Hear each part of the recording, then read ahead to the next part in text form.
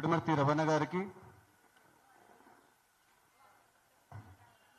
అదేవిధంగా వివిధ సంఘాలు మార్వాడి వ్యతిరేక ఉద్యమాన్ని ప్రోత్సహిస్తూ మీకు మేమున్నామనంటూ అన్ని సంఘాలు వచ్చిన సంఘాల నాయకులకి, అదేవిధంగా ఉత్తర భారతదేశం ఎప్పుడైనా దక్షిణ భారతదేశానికి ప్రమాదం అని చెప్పి గత 2016 నుంచి గొంతెత్తి సమాజాన్ని చైతన్యం చేస్తున్న వీసీకే పార్టీ రాష్ట్ర అధ్యక్షులు డాక్టర్ జిల్కర్ శ్రీనివాస్ గారికి, అదేవిధంగా ఈరోజు తెలంగాణలో ప్రతి పల్లెలో ప్రతి పౌరుడు ఈరోజు చర్చించుకునే అంశంగా మార్చిన వీసీకే అధికార ప్రతినిధి తెలంగాణ శ్యామ్ గారికి,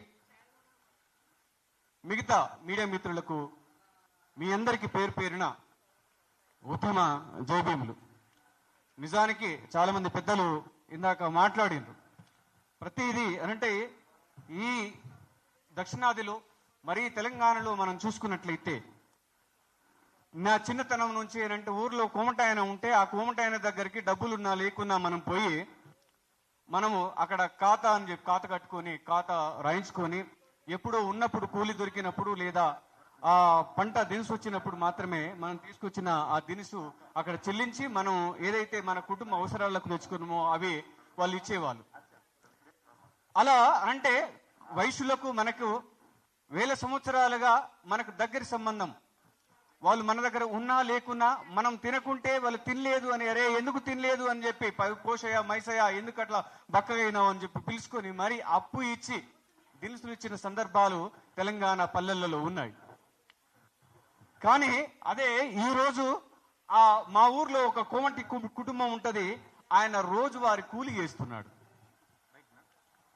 కూలికి పోతే తప్ప కుటుంబాన్ని పోషించని పరిస్థితికి వచ్చింది వైశ్యుల పరిస్థితి. అదేవిధంగా ఏదైతే విశ్వకర్మల పరిస్థితి కూడా, విశ్వకర్మల పరిస్థితి ఆ విధంగా అంటే దినదినం అధ్వానంగా మారుతుంది అనే విషయాన్ని మేము గత అంటే 2017 నుంచి చెప్తూనే వస్తున్నాము. మేము ఏది తెలంగాణలో ద్రవిడ సంస్కృతి వేదిక ద్వారా అదేవిధంగా వీసీకే పార్టీ ద్వారా మేము చేస్తూనే వస్తున్నాము. ఈ రోజు ఉద్యమం ఇంత పెద్దగా మారింది అంటే దానికి కారణము మొదట అంటే తెలంగాణ శ్యామును మనం అందరం అభినందించాల్సిన అవసరం ఉంది. ఏది వాళ్ళు ఈ రోజు తెలంగాణ శ్యామును చంపుతాం కొడతాము అని చెప్పి అంటున్నారు. అంటే మనం తెలంగాణ ప్రజలు మన చేతులకు ముడుచుకొని ఉన్నాము. ఏంది మీ జనాభా ఎంత? మీరు ఏదైతే ఆర్థిక మూలాలతో బలంగా ఉండవచ్చు కానీ మేము జనాభా రీత్యా చాలా గొప్ప శక్తివంతులము. కొడుక ఖబర్దార్, ఇందాక మా బాపు ఏమన్నాడు, 1+2 ఒక్కరిని కొడితే మేము ఇద్దరిని కొడతాం. మా వీసీకే పార్టీ అదే నినాదం మొదటి నుంచి. కొడితే కొట్టండి, కాలుకు కాలు కన్నుకు కన్ను, చంపితే చంపేయండి అని చెప్పి మేము నినాదం ఇస్తూ వస్తున్నాం. కనుక మీ ఊకదంపుడు మాటలకు మీ యొక్క ఆర్థిక బలానికి మేము లొంగేది లేదు. అందుకోసం అని చెప్పి అంటే మీ యొక్క దుర్మార్గమైన విధానాన్ని తిప్పికొడుతూ మేము రాసుకున్న పాటను, తెలుగు నేల మీద మార్వాడోడు పెద్ద భూతంలా మారిండు మోసగాడు. తెలుగు నేల మీద మార్వాడోడు పెద్ద భూతంలా మారిండు మోసగాడు. అక్రమ వ్యాపారంలోన వీడు అదిగో అగ్రభాగంలోన నిలిచినాడు. కల్తీ సరుకులకేమో అడ్డా వీడు ఈడ దయ్యంలాగా దాపురించినాడు. తెలుగు నేల మీద మార్వాడోడు పెద్ద భూతంలా మారిండు మోసగాడు. 1000 జనాభున్న ఊరస్తాడు, పల్లె వాతావరణాన్నంతా గమనిస్తాడు. మూల మలుపుల్లోన తిష్టేస్తాడు, పానీపూరి సులువు చేసి తినిపిస్తాడు. హాయి బాయి అంటూ మాట గలుపుతాడు, అలవాటు పడ్డాడ మన నాడి పడతాడు. తెలుగు నేల మీద మార్వాడోడు పెద్ద భూతంలా మారిండు మోసగాడు. అక్రమ వ్యాపారంలోన వీడు అదిగో అగ్రభాగంలోన నిలిచినాడు.